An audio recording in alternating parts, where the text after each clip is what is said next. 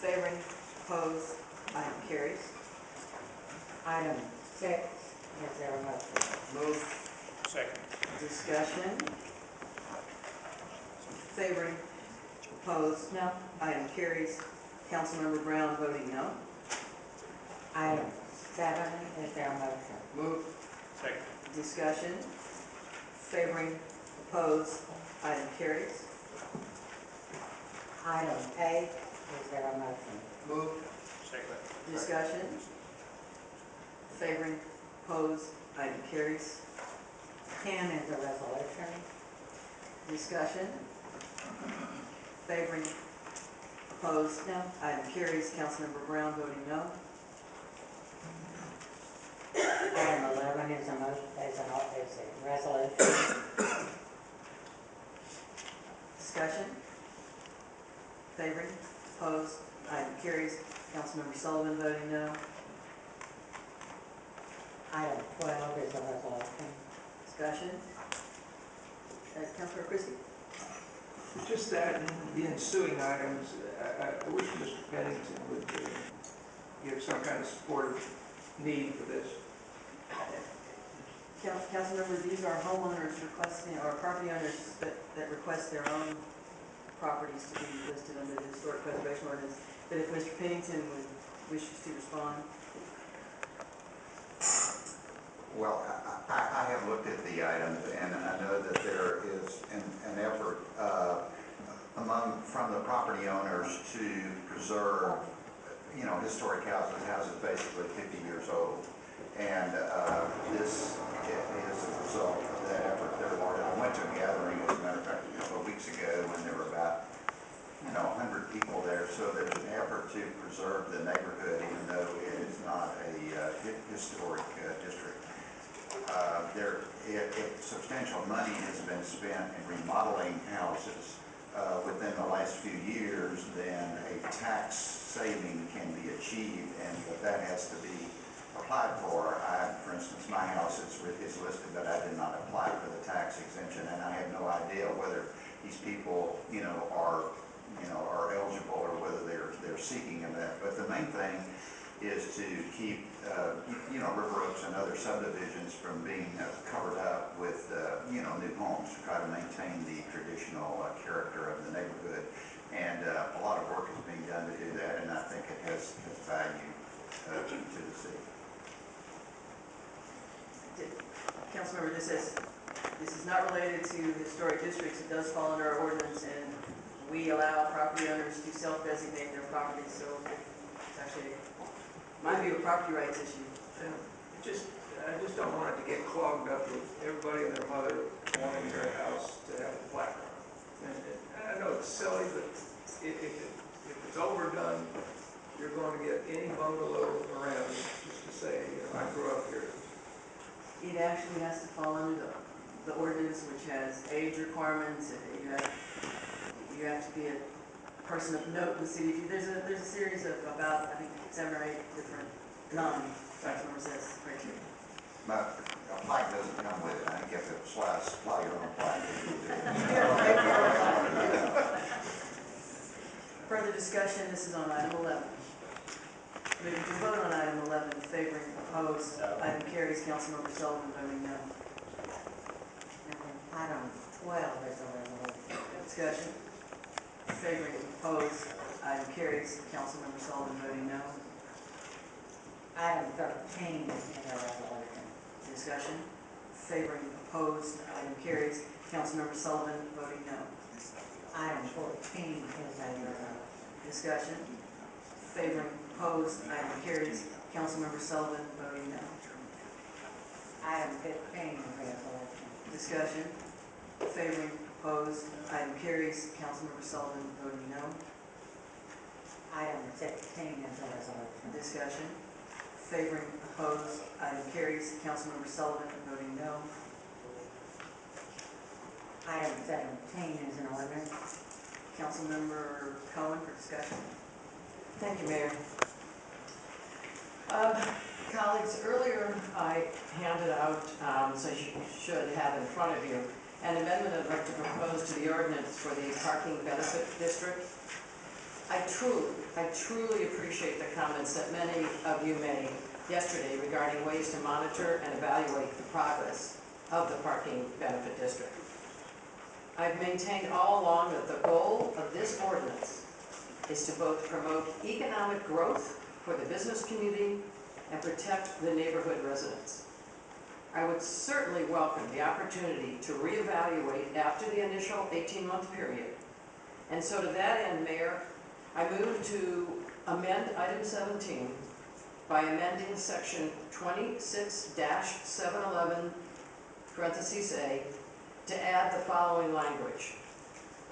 The administration shall present an item for council consideration to affirm, modify, or terminate the district within 60 days following the foregoing period. Thank you. Thank you, Councilmember Cohen, and may I say how impressed I am with the work that you did in this district. The discussion had been out there for a very long time, and a lot of hands that touched it, but you managed to bring it to this point. And I know it took a lot of time, energy, effort, and patience. Thank you, Mayor, I appreciate it, and it could only happen because of the work done by previous council members, particularly Gonzalez and Noriega and others, to bring us to where we are today.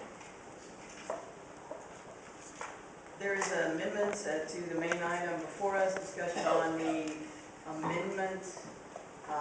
Councilmember Whitney, the second, it is in writing. Councilmember Bradford. Thank you, Mayor. I too have distributed an amendment in writing to our said opposed amendment amending Chapter 26 of the Code of Ordinances, the Washington Avenue Corridor Parking Benefit District pilot program. I'm offering my amendment simply to ensure that council does in fact get a subsequent review and that the pilot district is confirmed by a majority vote of City Council if in fact it is extended beyond the 18-month pilot period. And also, we had some healthy discussion yesterday and weeks beyond that concerning the fact that we want to make sure that this is a strategy that is one restricted to a specific problem in the Washington corridor area and tailored for that particular need and not kind of a boilerplate strategy to be deployed throughout the city of Houston. Also, I think it's really important that it is a true pilot in that after 18 months have expired, there probably will be a need for the residents who live out there, the businesses who are there, that they may want to tweak it in some form or fashion. And to have a designated period where council must take an affirmative action for it to live beyond the 18-month period is a good idea. So I offer into the record an amendment to substitute section 26-711, chapter 26 of the Code of Ordinances to read as follows. City Council hereby designates the Washington Avenue corridor as a parking benefit district for a period ending on the 180th day following the first anniversary of the effective date of this ordinance, provided that the parking benefit district shall terminate on the 180th day following the first anniversary of the effective date of this ordinance, unless City Council passes by a majority vote an ordinance to continue said parking benefit district. Now, Councilmember Cohen's ordinance does pretty much the same thing here. I brought this amendment into the record because on yesterday I made a commitment that I would offer an amendment into the record ensuring that council will get a review. Having done that, I want this to be part of the record and offered by me as I said I would. And I gentlemanly stand down to the district council person and move forward and fully support the ordinance that she has on the table in a minute. Thank you, Mayor. Councilmember Finney. Well, thank you, Mayor. I too had intended to offer a similar amendment, but we received word that Councilmember Cohen was proceeding, and so I would support her amendment. I do intend to tag this matter for a vote next week because I think that there's no question that the residential areas need relief out there, and I think that this this ordinance will offer the possibility of some relief. I am still concerned that this is a quote work in progress, and I think all of us realize that. I talked to ARA about constantly monitoring this thing. I don't know whether they really feel like they're, have that responsibility as more of a project management kind of thing to go out and look, see where the cars are and, what needs to be done about them. But I hope that the administration will authorize them or ask them to do that.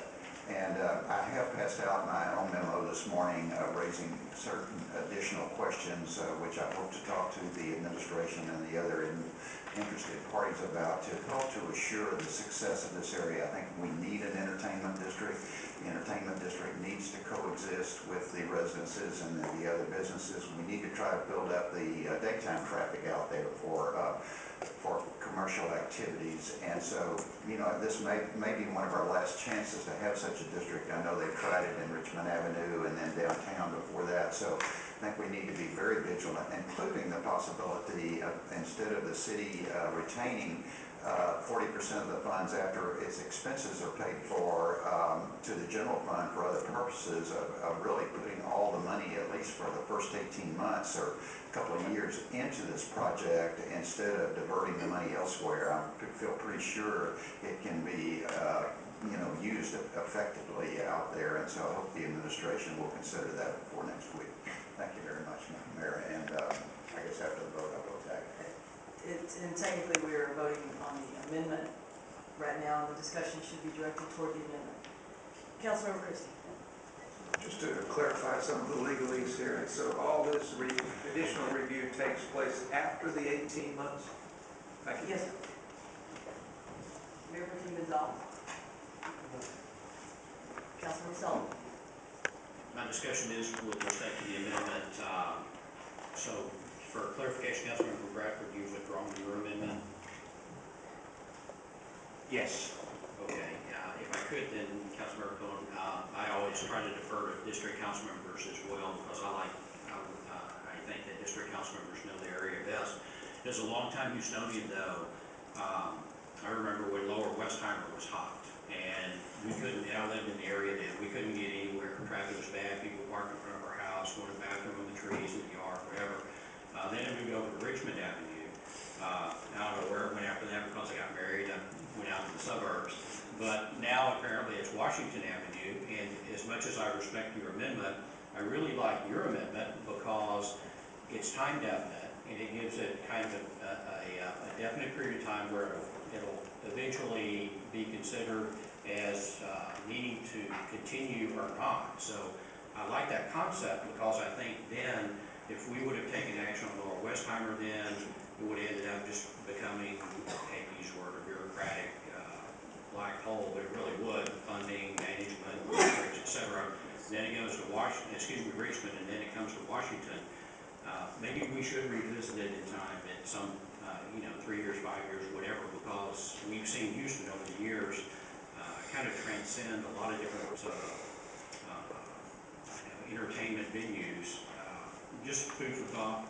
I'm not going to vote against the amendment. We'll vote against the item for sure, but do want to compliment you on your amendment, because I think it comes closer to capturing what I think is addressing the problem and not perpetuating something forever. Councilmember Brett. Thank you, Mayor. I guess let me, since the item is going to be tagged by Councilmember Pennington this week, and I'll stick to the amendment for discussion purposes. I simply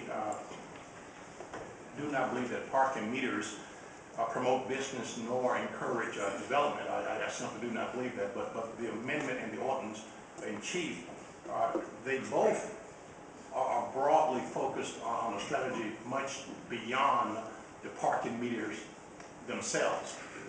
It's part of a broader strategy to deal with safety issues in the area, which caused some problems in the Westheimer-Richmond corridor a few decades ago. And the city did, and it might be mishandled those back then. And the time certain, in my amendment, I concur with Councilman Sullivan, but I'm not so much who gets credit for doing what, long as it gets done, that it comes back to council and council does an affirmative act to ensure that citizens, businesses, public safety officials, and council members can in fact tweak it as need be. Let me ask Councilmember Cohen, if I may, to clarify a point that I think is on point to what Councilmember Sullivan said in his commentary. The difference between what your amendment proffers and what I have on the table has to do with a 60-day time period. Am I correct? Because my particular amendment would require a drop dead termination of the benefit district unless something happens prior to the expiration of the 180-day past to 1 year, 18 months. It would drop dead, expire unless council takes an affirmative action. In your amendment, if I'm not mistaken, after the 18 months, 1 year plus 180 days, there's a 60-day window beyond that 18 months where council must act or it dies. I yield. Yes, and you're correct, basically, because what we want to do is we want to have 18 months in the hopper, not 16 months in the hopper. So 18 months in the hopper, then we get an opportunity to evaluate what's happened over 18 months. Now, we're going to be looking at this throughout the 18 months, but you still have to be able to compile the information, look at it, see where we are. And then when it comes to council, as my language says, we'll present an item for council consideration to affirm, modify, or terminate the district within 60 days following the 4-point period. Thank you. I do appreciate that. Thank you. We have lawyers involved. Mr. Feldman, I tried to write mine so it was really clear and redundant. So something must happen. So even those of us who in the legal arena can't read around what it means. So Councilmember Sullivan, I think Councilmember Cohen addresses what you're saying, but just 60 days later in the window. I thank you for your work, and I thank you, Mayor. I yield. Councilmember Brooks. Thank you, Mayor. I just had one question. Councilmember, you just stated that we'll be looking at this throughout the 18-month period. Is that through committee that we'll be looking at it? How will we be looking at this, and how often will we go back and look at it? Councilmember, I heard clearly yesterday, councilmembers want to see a monthly report. We can easily include that through 2 fiscal fairs through the MOPAR, because once it's up and running, what you're going to see is really revenue reports, and then I'll leave it to the chair of the committee if you want a more complete report on either a quarterly basis or every 6 months basis. And also, Mayor, I'm happy you said that. And just not directing your time. Technically, council members need to address your questions to the chair, and then Councilmember Cohen may respond or not. Okay, I stand corrected. Let me just ask you one other thing. In looking at that through committees, there was a statement made by a gentleman yesterday who absolutely stated that one size does not fit all. This will come up again, I'm sure. Yes, sir, and I was going to wait till the council member got through the end of December, and then I was going to approach her and say, Councilmember Cohen, you did such a great job pulling everybody together here. She's got most of the other ones, really hot ones too. Oh, okay, thank you. But give her a little rest. I wish you hadn't brought it up. I'm sorry, Mayor, but 18 months is basically 2 pregnancies, so just let it relax, take it there.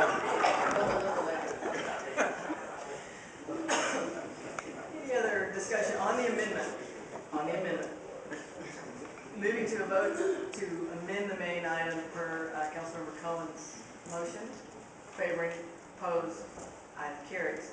Now we have